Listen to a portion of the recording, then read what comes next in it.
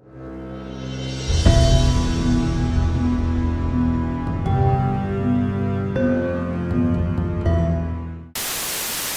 mana?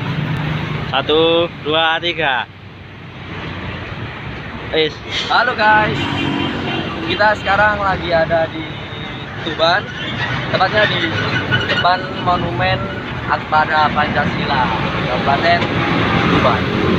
Ya, di sini dapat kita lihat, ojo park bos, dapat kita lihat ada Monumen Pancasila dengan guru Garuda dengan Bhinneka Tunggal Ikanya, dan di sebelah sampingnya lagi itu ada semacam gambar apa ya itu ya, itu Perjuangan pendahulu kita digambarkan dalam sebuah batu monumen. Di sini dapat kita lihat. Sebenarnya kita di sini itu lagi itu ya guys, KKL ya. Kita nanti tujuannya ke Sunan Bonang, tapi pagi ini kita lagi apa ya, refreshing dulu lah, lagi main-main, lagi habis sarapan. Sekarang kita lagi menikmati indahnya alam Tuban. Ya, ini teman-teman kita dari Opling A 2017. Halo Rek, woi. Halo respon. Ya, ini mungkin kita bisa wawancara sedikit dulu. Halo Mas Iza, gimana ini menurut Anda tentang Tuban? Ya, Tuban menurut saya ini isi orang-orang banyak pendatang ya. Oh, banyak pendatang. Kok kan balik, Cuk? Satu. Videoin bos, ayo. Wis. Ya, kali ini kita sudah berada di alun-alun Tuban. Ini kita mau menuju ke makam Sunan Bonang ya. Kita numpang foto-foto dulu sambil menunggu kopling lain yang kita. Mantap. Di sini kita bisa melihat di belakang alun ini ada kayak semacam, Senjata perang ya? iya, Bekas semacam Belanda. bekas senjata perang dari Belanda. Misalnya juga di belakang alun-alun ini, itu tepatnya di gedung besar itu ada gedung apa ya, gedung pemerintahan. Kalau di sini kan lebih tepatnya itu, kenapa kok setiap alun-alun itu mesti ada Masjid Agung atau Masjid Jami? Kalau nggak gitu mesti ada gedung pemerintahan. Itu karena memang dulu pola pemetaan daerah di sebuah wilayah itu melambangkan apa ya, dalam satu sisi ada yang bersifat agamis, dalam satu sisi ada yang bersifat mengatur kenegaraan. Jadi dapat tercermin dalam satu ruang lingkup ya, alun-alun ini dapat menggambarkan gimana kehidupan atau pola dari masyarakat Tuban. Oh. Namun tidak kita jumpai di Tuban saja ya, contohnya di kabupaten-kabupaten lain, di kota-kota lain juga mungkin sama seperti itu. Di Malang Bentuknya juga persis. di Gresik juga sama persis, di Malang juga sama persis. Ya, kita check it out dulu menuju makam Sunan Bonang. Sekarang bisa kita lihat di sebelah kiri saya ini Kanan. Oh ya. Masjid Agung Tuban. Nah, nanti makamnya itu ada di belakang masjid ini. Seperti yang saya bilang tadi, kenapa di alun-alun itu kan mesti ada Masjid Agung, lagi ada pusat pemerintahan atau gedung-gedung pemerintahan, karena melambangkan filosofinya tata kota itu di sini. Nah, ini Masjid Agungnya ya. Nah, di sini itu ada yang unik dari masjid ini. Apa yang unik, Mas? Kita dapat melihat di sini terdapat payung ya, kayak semacam payung. Oh iya ya. Payung ini bisa kita jumpai juga di Masjidil Haram di Mekah. Hah? Iya, di Semarang juga ada, di Masjidil Haram. Sebenarnya ini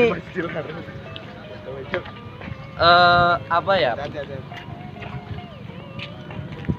mengambil dari arsitek dari Masjidil Haram di Mekah sana. Ini kan juga bisa fungsinya itu menampung air. Berarti Di sana itu ada semacam pipa mengalir ke tanah di tengah-tengah payung. berarti termasuk bangunan yang baru ya. Ya, dulu terakhir saya kesini itu belum ada payungnya. Kalau masjidnya mungkin juga ada lama, cuma ini kan hasil renovasinya kan baru. Beberapa tahun yang lalu saya kesini terakhir itu tahun berapa ya? Pokoknya waktu SMA. Waktu SMA itu sekitar tahun 2015. 2016. Jadi 3 tahun yang lalu. Halo. Ya, lihat. Jalan masjid.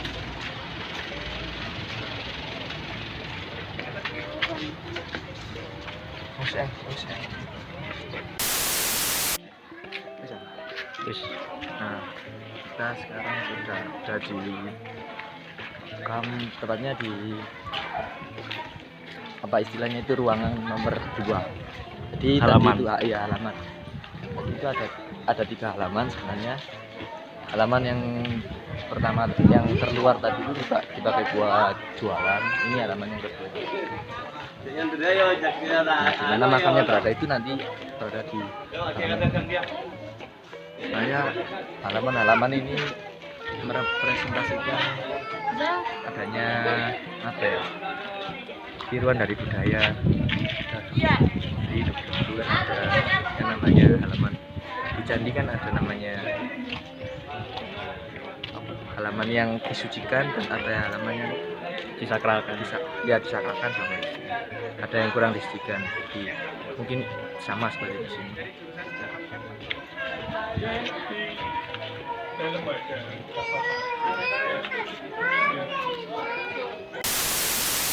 Ya, pemirsa, ini saya sudah berada di kompleks ya, makam Sunan Bonang.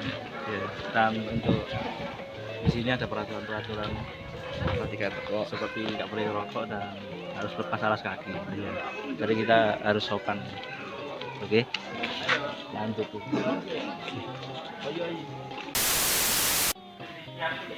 Ini pagi-pagi sudah banyak ziarah ya pemirsa, jadi maklum kalau Sunan Bonang yang sangat tenar ya, dan yang mengagumi itu banyak sekali untuk ziarah.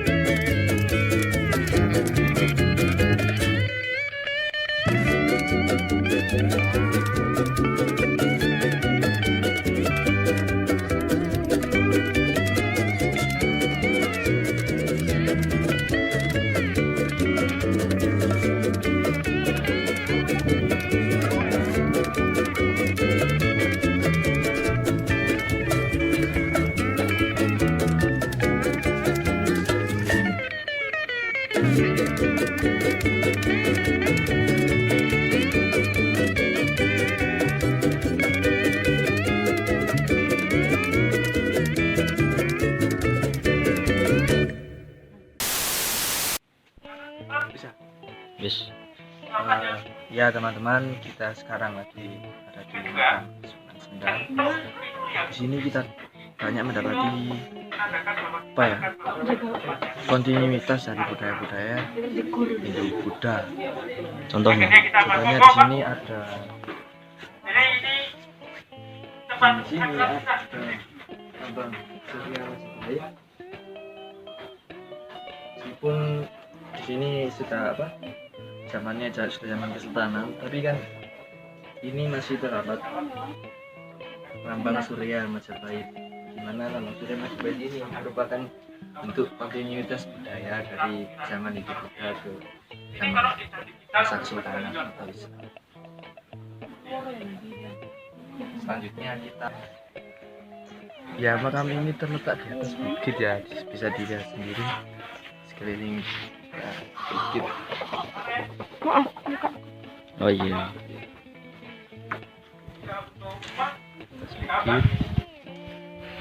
Nah, di sini kita juga dapat mendapati di sebelah atas dari pintu ini ada seperti kala makara itu dari matanya. Terus yang di sebelah sini itu ada hewan, ini seperti kijang, yang kanan juga seperti kijang, sama. Jadi menurut saya di sini tuh pada gerbang ini melambangkan apa ya, keadaan hutan, di mana di situ terdapat kijang, tumbuh-tumbuhan. Kita bisa melihat dari mana? Oh itu di atas itu mas, ada bunga-bunga sulur, ada kijangnya juga, ada putih, ada kala, ada pipa, ada adi, ada kala, dan di sini sangat panas sekali ya mas ya? Kalau kondisi panas, yang panas sekali di sini. Sangat gak umum. Kita Masuk ke lorong ya.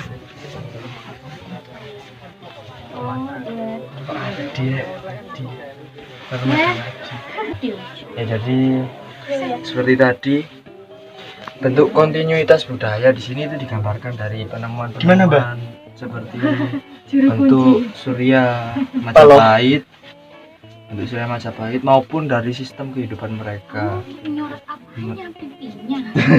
Sistem kehidupan mereka mulai dari, jadi sistem kehidupan Hindu Buddha kan ada yang namanya itu 4. Satu dharma, mencari dharma, terus arta, kama, sama muksa.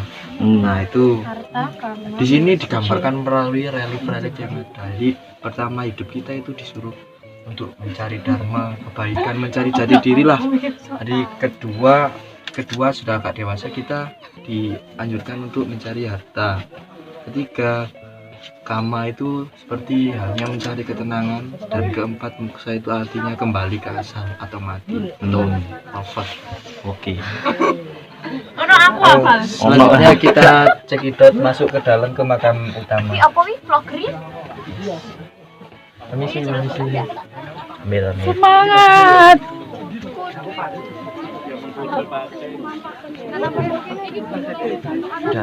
Ya ini kita menuju makam utama.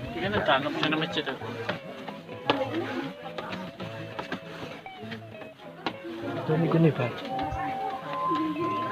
Masyarakat.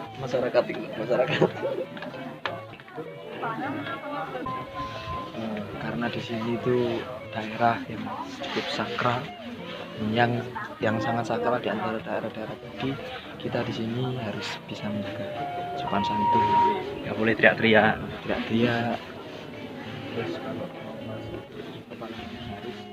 permisi Mas Suci, bisa ini redaksi. Oh iya, sudah masuk. Enggak, kayak cukup tuh. Enggak. Aduh, kayaknya kita nggak bisa ke dalam teman-teman, karena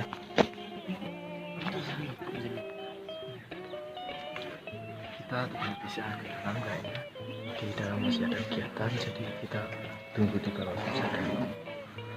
Jadi kita tunggu bawah saja pemirsa, turun kembali.